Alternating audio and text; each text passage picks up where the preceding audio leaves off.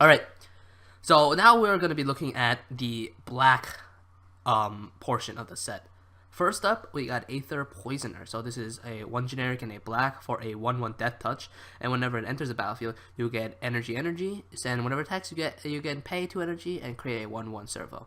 So, continuation of the cycle that we've been seeing. Yeah. And compared to the other ones, I think it's a lot better. Because 2 Yeah. mana, well, I don't know about 2 mana, but basically, Death Touch for that cheap is always strong.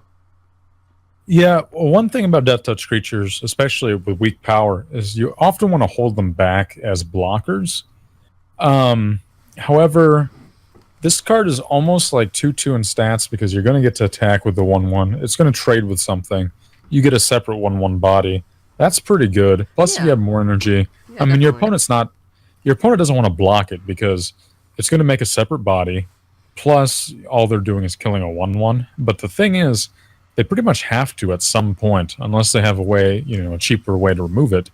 So I think this card out of the cycle is actually pretty good. 2 mana for a 1/1 death touch that gives you 2 energy, which you can usually use to make another 1/1. That's pretty good. Yep, I like it a lot. This one's a good one. Solid card, especially at the common. All right, next up we Right. have Alley Strangler, 2 generic and a black for a Aether 1 rogue. It's a 2/3 with menace. Honestly, Eh, it's simple. Yeah, you're eh. I'm a I think it's very simple. It's not very flashy, but I think it's very effective. 3 mana, like 3 menace is I think deceptively strong. the 3 toughness is nice in this format, especially with shock running around. Yep, shock is running. However, with menace cards, you want to be valuing the power over the toughness, just because menace is a little bit more aggressive of a keyword. I think a lot of times, like with 2/3s, you're going to be holding them back to block. However, with menace, that does mean that they need to be dedicating at least 3 power to block it over 2 bodies. So you're almost guaranteed to trade if they do block it. Yep. So there's potential there. Menace can be very powerful and limited. It's actually one of the I think more better keywords. More better, yeah, that's good. One of the better keywords on cards in limited because outside of straight up unblockable. Although even if it's Yeah. unblockable, then you can't do trades. Like this one can force your opponent to make really bad trades and really get in for damage when they need to. Especially if you have pump spells, like Menace is great with pump spells. I think this card is solid. I mean, it is a common at the end of the day, but the Menace on a 2/3 body is kind of weird to me. It is kind of weird, but I think if you ignore that, the stats itself are just fine. Yeah, Yeah. it's okay. All right, what do we have next? Next up is Battle at the Bridge. It is an X card, so you can put more mana into it if possible.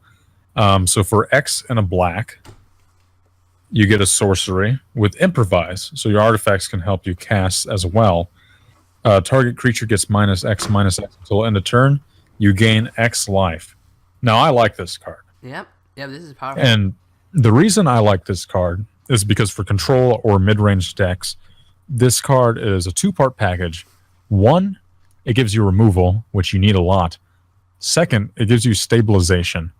And in control decks, stabilization is very important because it helps you get back in the game.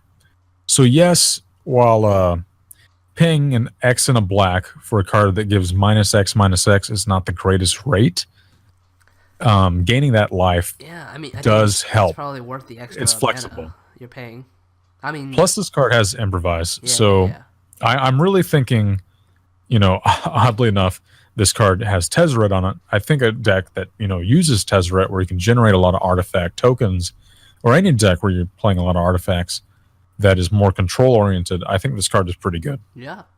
Shame there's no shell for it right now, though. I think it's standard. I just don't think. Yeah, it fits there's in. not a shell in the current Kaladesh standard. It doesn't fit anywhere.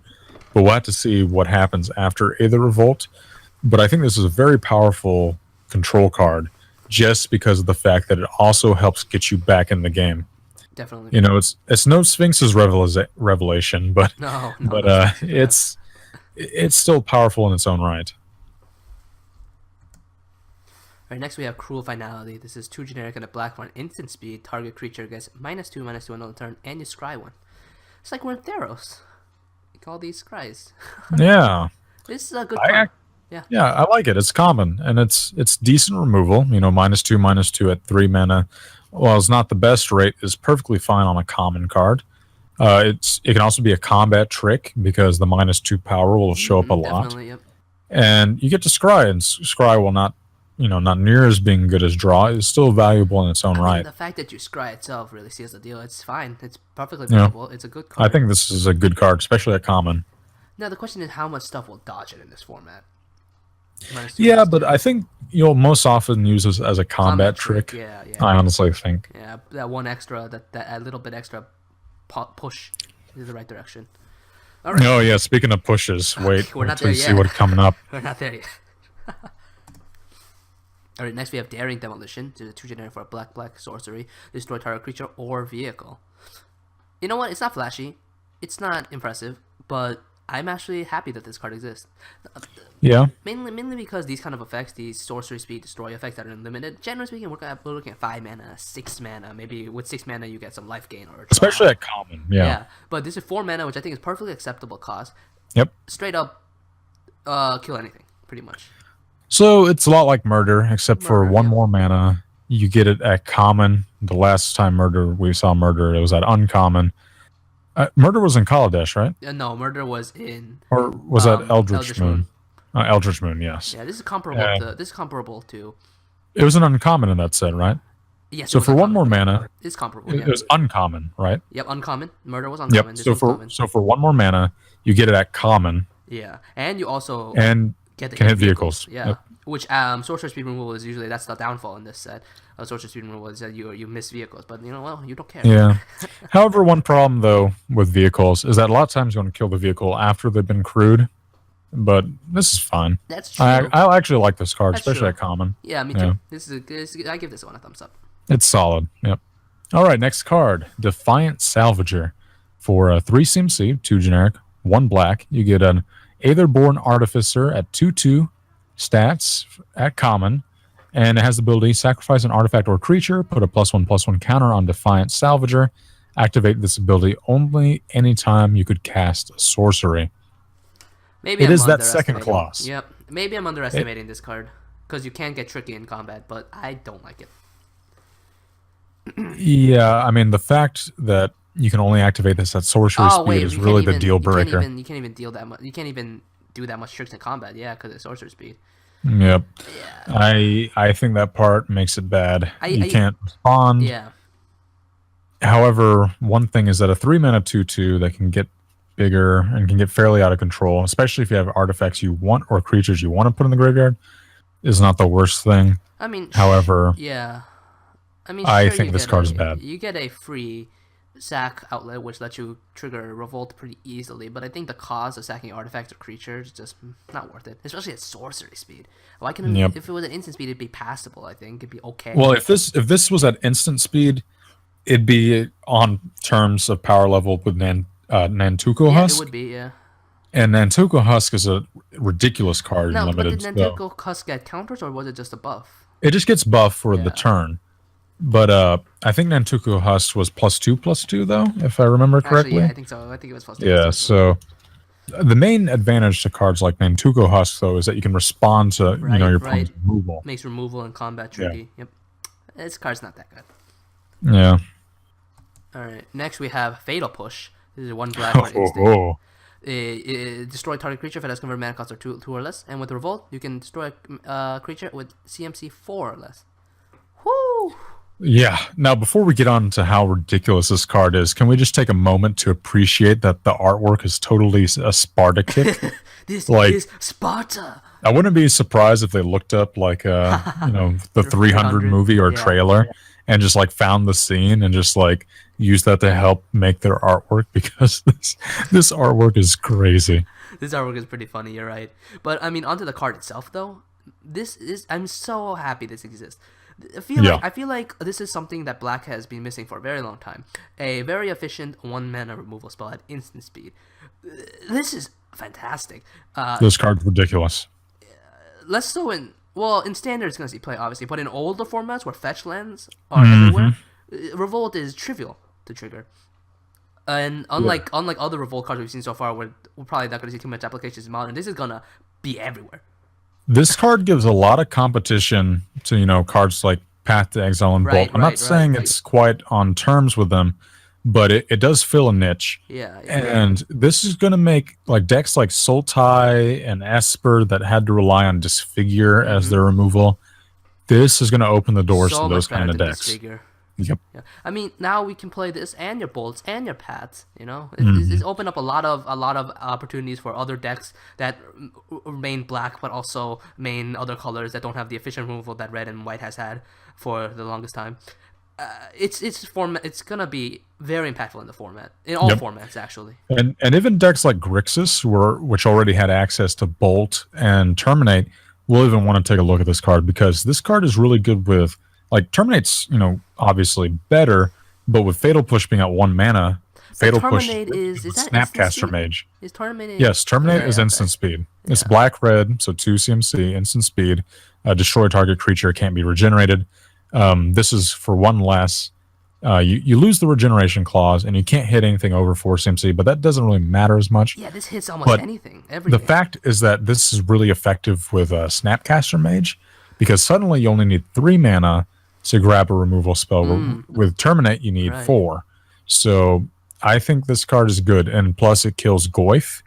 It is a 1 mana answer to Goyf that, unlike Path to Exile, is really good to play in the early game. Right. So I think this card is it's not deceptively powerful. This card is straight up powerful. Obviously powerful card. But this card is up there against the likes of Bolt and Path. I obviously don't like it as much as Bolt just because it can't go face. Bolt always has that advantage. True, but this card definitely competes with Path. In Modern it's and older formats, it's very awesome. Even in Legacy, you can see play. In Standard right now, though, I'll have to see how much play this. I think this is kind of effective strong enough that it will definitely see play. 1 black for removal is fantastic. Yeah. But not only does it dodge more important things, I think in Standard than it does in older formats. Revolt is also trickier to trigger. Yeah, I mean, it's trickier to trigger Revolt, but there's still a lot of things at 2 CMC that you'd like to destroy for a black, like Grim Flare. True. It can hit Manlands, which is amazing. Manlands is great. Since Manlands don't have a mana cost, you can just straight up kill them. It's a great card. Whether it'll see a lot of play in Standard, that's questionable. But in older formats where you have fetches to trigger that Revolt, it's amazing. I'm hoping so. I'm hoping it'll make waves because it's kind of effective. It's just too strong not to. We'll just have to see how. For sure. I think we'll have to see how future sets like Amon Cat and stuff like that will introduce easier ways to trigger Revolt or some such kind of thing. Fetches in Standard, maybe. Yeah, I doubt it. Especially with Battlelands still in the format until. Atlazan, I believe, is the set that Battlelands will rotate out in. Potentially. Fetches would be absurd. That might be the set. Maybe. That's all rumors. Maybe. Yeah, it's all rumors. So this card... That's pretty much the set. This card, we've been gushing over it for a long time, and it's pretty obvious. It's the winner of the best card of the set. Because it's a multi-format all-star. And maybe the best card that Wizards released in a very long time. For sure, and even in limited, this is not the worst card. You're going to have creatures trading all the time, and being able to destroy 4 CMC or less for 1 power potentially. I mean, not 1 power, for 1 mana is great. Yep, congratulations to Fatal Push for winning the illustrious award for best card in set. Well deserved. Yay! All right, let's go read some worse cards. Well, how can you follow up a card like Fatal Push? Well. You definitely can't do it with Finhauler. No. 7 mana, 6 generic, 1 black. Creature insect, 5/5 at common with Improvise. Finhauler can't be blocked by artifact creatures. Fine, whatever. You know what? It does have Improvise, but I kind of hoping that a card that cost me this much has some kind of evasion. I don't know, menace, flying, something. Yeah, it would be nice to have some form of evasion other than can't be blocked by artifact creatures. That evasion is not the greatest. I mean, you can't be chumped by servos, but once again, you're not going to have as many servos running around as you did in Kaladesh. Right. You need 2 Improvise. You need 2 artifacts to tap for. to make it 5 mana where the rate is okay. Yeah. Now we say that though, where we tap 2 artifacts now because of 5 mana 5/5. That's a good rate, but we're also tapping those artifacts. Now if they're like, I don't know, some artifacts like that just sit there and do nothing or get you value. I suppose those are easy enough to tap. That you don't have the creatures to crew. So Yeah, it's not the yeah, but I mean, the issue comes when you're tapping creatures or more impactful artifacts that you need to tap and stuff. It's just like, yes, 5 mana 5/5 is a fine stat line, but like you're also losing some other value essentially. Yeah, but this card is also common. It is common. It does have the potential. It does have a high ceiling because in those rare instances where you have 6 artifacts to tap, you're just paying You're playing a 5/5 for a black, and not even Tassiger can offer you that. Yes, I will. That's on the lines of Thank you very much. What was that? Gurmag Angler? Gurmag Angler. Yeah, I remember that card. Of course, Delve is obviously way better than Improvise, but this card has potential. It has a high ceiling, but the floor is very, very low. Next up, we have Foundry Hornet. This is 3 generic and a black for an insect 2/3 flyer. And enters the battlefield if you control a creature with a +1/+1 counter. Creatures your opponent control get -1/-1 until end of the turn. Yeah, I mean, this card is mostly to play around with Kaladesh cards with Fabricate that are going to have counters on them, because you're not going to have a lot of counters in black. That's mostly a green mechanic. But this, if you do have a +1/+1 counter, this card's great. A 2/3 flyer that can pick off a X1 creature. Creature with 1 toughness. I mean, it's okay, I suppose. I'm not amazed by it. I mean, there were if you have the +1/+1 counter, it's good. There were effects like this in Kaladesh that really synergize with +1/+1 counter. So this might actually be pretty decent. But like -1/-1 to your opponents isn't that spectacular. I think, Well, I mean, you can play it post-combat to help you pick off something. Yeah, I mean, I think the card's okay. You definitely need that +1/+1 counter, otherwise this is trash. Yeah, definitely. For sure. All right, next card, 4th Bridge Prowler. What a name! Yeah. It is 1 black for a creature human rogue with 1/1 stats. When 4th Bridge Prowler enters the battlefield, you may have target creature get -1/-1 until end of turn. I wasn't excited about this card, but then I came to realize this is really easy to trigger Revolt with. You can target. You can target yourself. You can target 4th Bridge Prowler with this and trigger Revolt. So you got a 1 black Revolt trigger essentially on a creature, which is flexible too, because it doesn't have to be itself. It can also target something else. Yeah, I mean, at common, this is not the worst thing in the world. No, the question is, how many things with 1 toughness do you want to remove? It is kind of a combat trick, but you want to be careful. You don't want too many of these. You maybe want 1 or 2. The main problem with this card is that it is a 1 mana creature that you rarely want to play on turn 1. True. Yeah, so to see, but it's it's not the worst thing, especially at common. Okay, next up we have Gifted Aetherborn. This is black 2/3 Death Touch and Lifelink. Hello, Vampire Nighthawk. Without any wings. Without wings, it's like Vampire Penguin. Night Penguin, yeah. Obviously, this card is strong. Yes. I don't like that it's black. It just makes me feel. It's not sense. What's the word I'm looking for? It's going to be difficult to play it on turn 2, especially in a format like Limited. You have to be pretty heavily in black to do that. Yeah. However, you don't have to play it turn 2. I think if you play it turn 3, it's still good. I suppose. Yeah, I mean, I just really feel like it's lacking something. It's flying. Lacking flying, yeah, is pretty big. However, you get to knock off 1 mana cost. So if you're in a mono black shell, I think this card, can be in many instances a lot better than Vampire Nighthawk. One of the things about having lifelink is that this card, while only having 2 power, it's more like this card swings for 4, because your opponent's losing 2 life, you're gaining 2 life. The Death Touch also makes it really tricky to block. Yeah, that's true. A lot of times, and also makes this card a great blocker in its own right.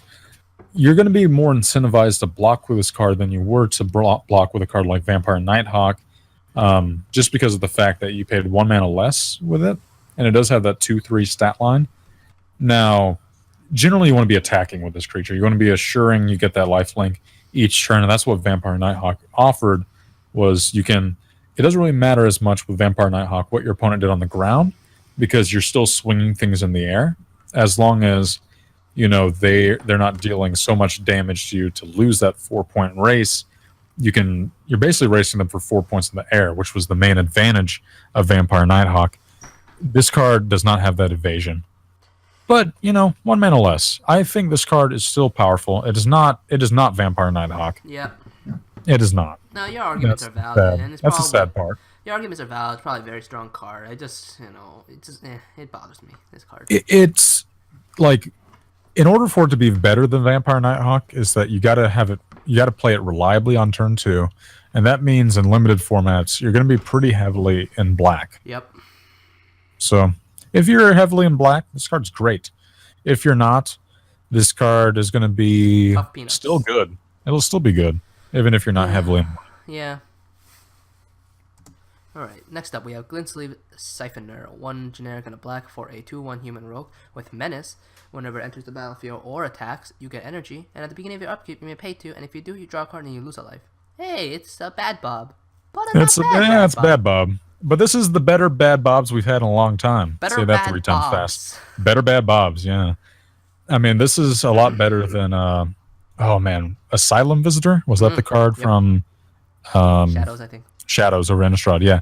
This card's better than Asylum Visitor, just because if you have another way to produce energy, this card is a lot like Bob. You just turn 2 energy into draw a card, lose a life, which is great. That's amazing. Yeah, and I think paying 2 mana for 2/1 for that has Menace is fine. That can draw your cards eventually. Nice. I like this. I mean, Menace is good. I think this card's great. Yeah, I mean, fantastic card.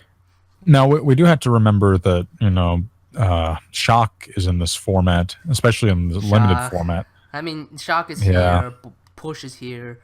There's a lot of ways this can die, I suppose. Yeah, but if your opponent leaves this card unchecked and you have other energy producers, it can really run away with the game. Exactly. Yeah. Next up, Gonti's Machinations. It is 1 mana, just black, for an enchantment. Whenever you lose life for the first time each turn, you get 1 energy. So if in a turn, if you lose a life, you get an energy, and that's the max you can get that turn. You can pay 2 energy, sacrifice Gonti's Machinations. Each opponent loses 3 life. You gain life equal to life lost this way. So in a single-player game, this is basically Lightning Helix your opponent. But this is bad. This card is bad. The inner machinations of my mind are an enigma. Yeah. It is not worth playing a card as solely as an energy producer where you only get 1 energy per turn and you have a clause attached to that. That's not worth it. I mean, you do get to play it early, mind you. But the 2 mana effect, I mean, not 2 mana, the 2 energy effect where you basically Lightning Helix your opponent is not worth it. Triggers Revolt. It's not worth a card. Yeah, it does trigger Revolt, but I don't like this card. This card is bad. I'm not high on this card. This card is so low impact, even at 1 black. Yep. And I'm going to spend my energy, which I want to use on other things too. Ugh, whatever. If you could target a creature with that second clause, that'd be a lot this better. card would be absurd. Yeah, this card would be great, but you can't. So, whatever. Yeah. All right, big dude. Herald of Anguish, 5 generic for black demon 5/5 with improvise, flying. And at the beginning of your end step, each opponent discards a card, and you can pay 1 generic and a black, sacrifice an artifact to give a target creature -2/-2 until end of turn. Woo! That's a lot of text. Yeah, that's a lot of text. I think this card is actually pretty good. This is absolutely a first pick bomb. You will win slam this. Yeah, this card's great and limited just because it helps double the removal. You can potentially get it out fairly early. And at the beginning of your end step, your opponent discarding a card, if you can improvise this out like turn 5, your opponent's likely going to have a card in hand. And so this is great. You automatically just 2-for-1 to your opponent right there. Plus, you have, all the artifacts you use to improvise this guy out are now removal spells. I think this card, if there is a way to create a lot of tokens in black, a black X shell or whatever, a lot of artifacts, a lot of cheap artifacts in that shell, I think this card could see constructed play. I think he's too big for Now, constructed. it requires a very specific shell Yep. where you're having to create a lot of artifacts in some form of black deck. We'll see. But there is a very high ceiling on this card. For sure. For sure. Strong card. I like it a lot. Yep. All right. Next up, Ironclad Revolutionary. It is 6 CMC, 4 generic, black, black. For a 4/4 Aetherborn Artificer, when it enters the battlefield, you may sacrifice an artifact. If you do, put 2 +1/+1 counters on him, and each opponent loses 2 life. Oh man, I really dislike all these sacrificing things. I mean, sure, yeah, these are free sacrifices and stuff. It triggers revolt, but just like I don't want to lose my stuff. And I can't really think of too many things outside of servos, which are only in Kaladesh. Well, not only in Kaladesh, but a majority in Kaladesh. I can't think of anything else that I really want to willingly sacrifice for the most part without losing value. In another set, at Uncommon, I would say this was great. Aether Revolt has a lot of pushed uncommons, which makes this card not quite as good. Like, even if you do get the claws off, you're basically getting a 6/6 for 6 that deals 2 damage to your opponent. That's not that great. I mean, it's good, but it's not great. And so I think this card is actually kind of meh, considering the high standard of uncommons in Aether Revolt. Yeah, this is a very mediocre uncommon. Yeah. Right, in another set, though, it would be pretty good. Yeah. Next up, we have Midnight Entourage, 2 generic black black for an Aetherborn Rogue, 3/3. Other Aetherborn you control get +1/+1, and whenever Midnight Entourage or another Aetherborn you control dies, you draw a card and you lose a life. Now, this is what I'm talking about for a Lord. This is what you want to see in a Lord. Yeah, 4 mana, he's a little bit expensive, but he replaces himself and any other Aetherborn that die. To replace himself. Well, I mean, if another one of you don't want him to die, he's your Lord. Yeah. But if other Aetherborn are dying, you're getting card advantage. Well, not card advantage, but you're replacing them. This card's alright. I think having an Aetherborn Lord is kind of interesting, considering we really don't have that many Aetherborn. Yeah, we don't have many Aetherborns, that's true. I mean, outside of... Even in Limited, I don't want to pick this, unless, like, I'm really crazy. I mean, it's a 4 mana 3/3 that replaces itself. When it dies, I need it to die to replace itself. Yeah. I'm not crazy. But I mean, like, if you have other Aetherborn, which you might, yeah, this card's good. It's definitely not Windmill Slam. You don't pick this card all the time. No. Like, you need a lot of Aetherborn to really max out on this card. I think this card has potential in constructed, not like a tier 1 deck, but if there are enough Aetherborn, like a tier 3 tribal deck, that can see play. I mean, I suppose this is less of a build around and more like a extra value. Like, it's less that you want to slam this on the board and give all your Aetherborn +1/+1, but rather you play this and then you'll get incremental value from your Aetherborn dying. Yeah. Which is fine, I suppose. I mean, a 4 mana 3/3 that replaces itself, when it dies. That's not the worst thing in the world. Yeah, it's true. It's when it dies rather than an ETB, but it's not the worst thing. Yeah. Alright, next up we have Night Market Aeronaut, 3 generic and a black for an Aetherborn Warrior. It's a 2/2 flyer with Revolt. Gets a +1/+1 counter on it if a permanent left the battlefield. Not bad. If you can trigger Revolt, this is a great common. 3/3 flyer for 4 mana 3/3 flyer, not bad. Yeah, it's good. If you get Revolt off, yeah. That's about it. I mean, that's all. Yeah, that's all this card is. I mean, if you don't get Revolt, it's a mediocre common, and if you get Revolt, it's good. It's a good common, yeah. Yep. Okay. Next. All right, Perilous Predicament. It is 5 CMC, 4 generic, and a black. Each opponent sacrifice an artifact creature and a non-artifact creature. Why is this? Oh my god, it's so expensive. Yeah. Ugh. If this was common, I would say it's decent removal, but at uncommon, once again, just because the power level of uncommons in the set, I think this card is weak. Yeah, this is tough to pick, I think, because, like, I think Kaladesh and Aether Revolt 2 is going to support wider strategies better, and against wider strategies, Edicts are just bad. Yeah, I mean, well, you said it, like 5 CMC for, even if you're getting 2 Edicts, you're not necessarily, guaranteeing that you get the value you want from this card. Yeah. I mean, let's say you do. Let's say your opponent has 2 creatures, an artifact creature and a non-artifact creature, and you cast this and you get them. That's the nuts. That's great. When is that gonna happen? How often is that gonna happen? Honestly. Yeah, and plus there's the fact that your opponent, like, you don't have Fabricate in the set, so there's not going to be as many servos running around, but there's still that one Kaladesh pack in draft, True. 2 in a pre-release, where you have a chance of servos running around, So and you're if not saying servos, there's you have a chance of Thopters. Well, what I'm saying is there's a chance that this card can be really bad because you don't want to be killing those tokens. Yeah, this card's another one that's just pretty mediocre, especially compared to Yeah. the uncommons. I mean, if you consider it like a Kaladesh like creature, Yeah. like say like one of those like dwarves, like the 3-mana 2/1 dwarf with Fabricate. Let's say they picked a 2/1 creature, the dwarf to come in as a 2/1 and a 1/1 servo.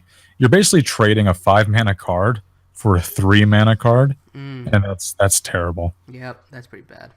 Yeah, I think this card is not that great. All right, next up, Renegades Getaway. 2 generic and a black for an instant. Target permanent gains indestructible until end of turn. Create a 1/1 colorless servo artifact creature token. I give this card an F for flavor fail.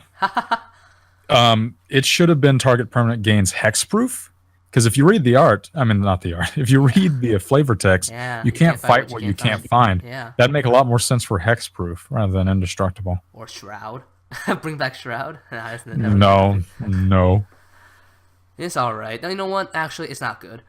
It's less No, than this alright. card's It's just not bad. good. 3 mana to get a creature indestructible or permanent. I mean, potentially, like, maybe this is sideboardable. Like, in pre-release, everything's sideboard, so yeah, I suppose. so it's whatever. But, like, if you bring it in against a deck where they have a lot of targeted removal, or they have a lot of, one creature removal, it can help save your bomb, plus giving you a 1/1 on the process.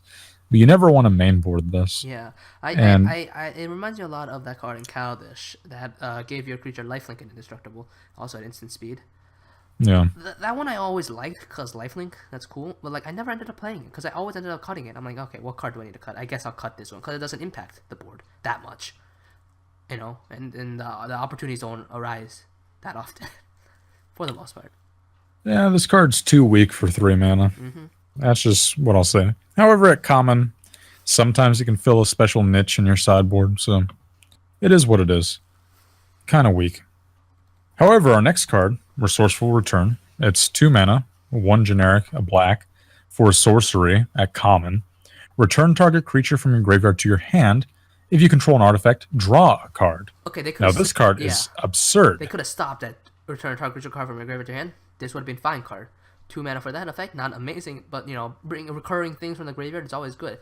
And if you control an artifact, you draw a card on top of it though. Yeah, this card is a lot like Cemetery Recruitment. Yeah. From what was that, Eldritch Moon? Yeah, from Eldritch Moon. Except the clause is, instead of having to have a zombie, all you got to do is have an artifact. And in this set, that's real common. I really like this card. So I think this card is great. The fact that it's so This is cheap amazing common. is what powers it. It's cheap as hell for what it does, and that's why I'm giving it the best award for best common in black. Yeah, it's a lot like 2 mana draw 2 cards. Except essentially you get to pick a creature. You get to pick the creature. That's the best part. Honestly, recursion is fantastic. I like that a lot. You lose your bomb or you lose a really powerful creature, you bring it back. Great. Your opponent has to deal with it again. Awesome. And having an artifact in this set is Trivial. easy. Yeah. Yep. Now, this is nitpicky, but I'm a little disappointed that it's only creature that you can get back. But I'm actually glad that it doesn't say target artifact, because we've seen so many cards that only affect artifacts. I'm just glad it affects creatures, honestly. if it's a creature and artifact, this card would be too absurd, though. Ooh, lad. That'd be fantastic. Alright, next up, we have Secret Salvage. 3 generic, black, sorcery. Exile target non-land card from your graveyard. Search your library for any number of cards with the same name as that card. Reveal them, and put them into your hand. Then shuffle the library. Congratulations! You win the This Is My Pre-Release promo award. Yep. It's just so bad and limited. To all those people who pull Prism Arrays as their promos, this is your Prism Array of the set. This card is bad. However, in Constructed, this card does silly things, but in Limited and Draft, this card's even terrible. in Constructed, it just costs too much, 5 mana for this effect. I'm just like, I'll pass. What are you going to do with Yeah, but Constructed? the one exception is Hedron Alignment. This card is pretty silly with Hedron it works alignment. well with Hedron alignment. Remember the top tier 1 Hedron alignment deck that was running Rampage and Battle for Zendikar? Or Ultimate Yeah, Forge, but I I should mean, say. what decks like those need is redundancy and having more ways to find your Hedrons. You know, I'm not knocking it, is what I'm saying. Is that if you Hedron alignment is a card from Battle for Zendikar, it's an enchantment where if you have one in exile, one in the graveyard, one in your hand, and one on the field, you win the game. This card puts the Hedron alignment into exile, finds your other Hedron alignments, so that all you need to do is play one, have another one get into the graveyard, and then have one in your hand, and then boom, there you go. That's not that far to set it up. That is silly, my friend. That is silly. I mean, the Hedron alignment is a bad strategy just for the fact that you have a 3-mana enchantment that does nothing, and you're putting 4 in your deck. But I'm saying you need to watch out for those memesters out there who will try to get you. So what you're saying, this card is completely useless. This card is not completely useless. Unlike Prism Array, it at least appeals to some person out there, whereas Prism Array appealed to no one. What a poo-poo card. Still garbage and limited. Next up, we have Sly Requisitioner. Requisition. Yeah, sure, that's what I said. Yeah, Requisitioner. 4 generic. Yep, 5 CMC. Yep. With Improvise, 2/2. Whenever a non-token artifact you control is put into a graveyard, create a 1/1 colorless servo and artifact with a token. Nope. It's Nope. really expensive. Like, yeah, Yep. it has Improvise, but a lot of the Improvise cards we've seen have not been that ludicrously costed. And the difference is the rate is so bad at 2/2. Like, yeah, sure, like she helps protect your other artifacts, but you need to be playing a lot of artifacts, and they have to be non-token artifacts at that for her to be really effective.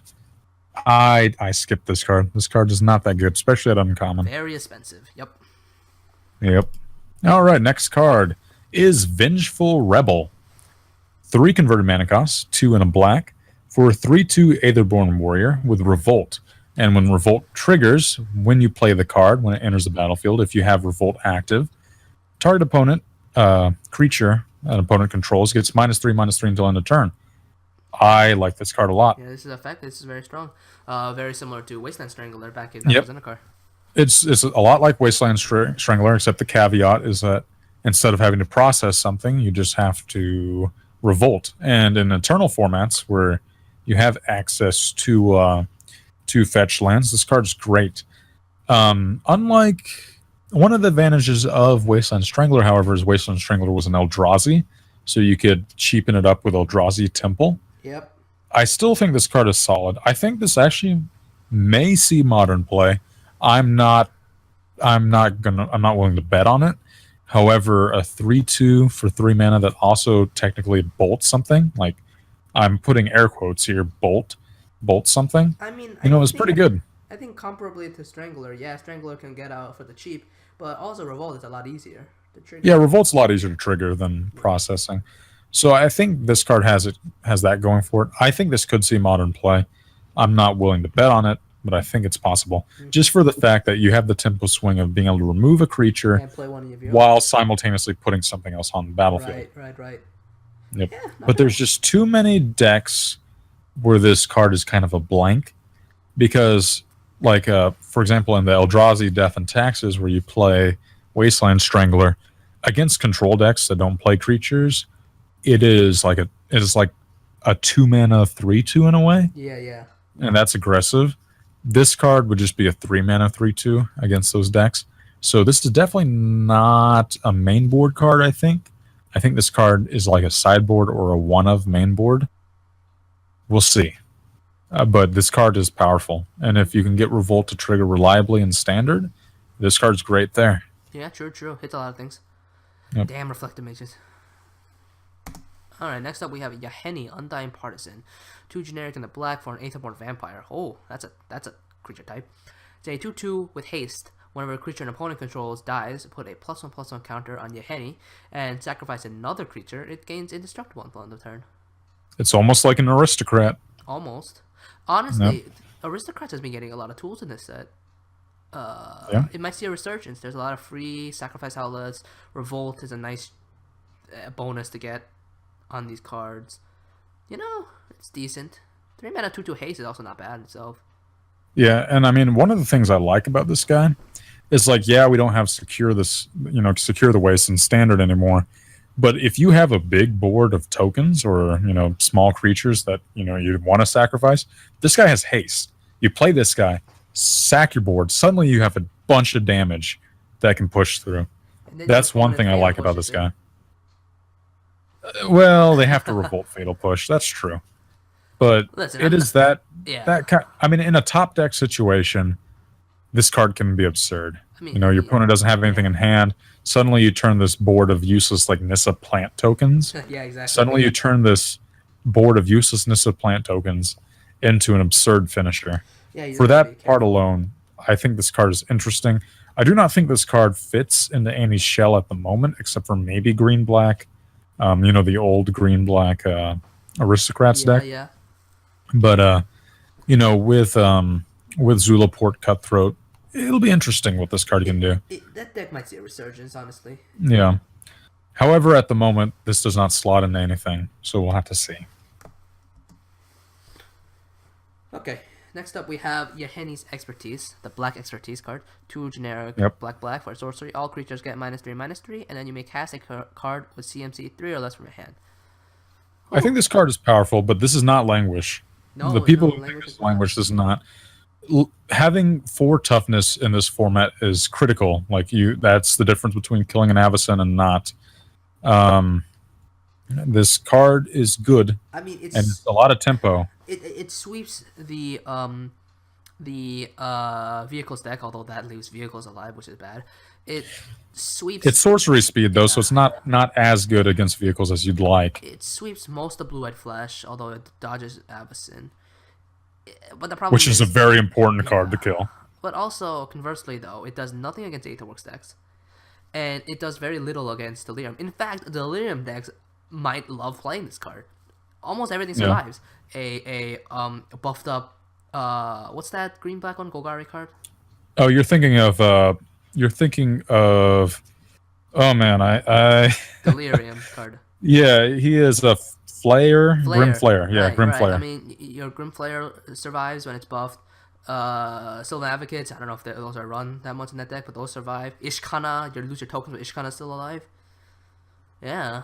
This might actually be a really strong tool for Green-Black Delirium. And you can just drop a free Liliana the Hope with this card as well. Yeah, it's sideboard. And Liliana, one of the good things about dropping Liliana Last Hope, for example, you can clean up is that you can play her and then you can plus to destroy a pesky 4 toughness creature like Avacyn, Yeah. I mean, that's nice. We'll have to see how good this is.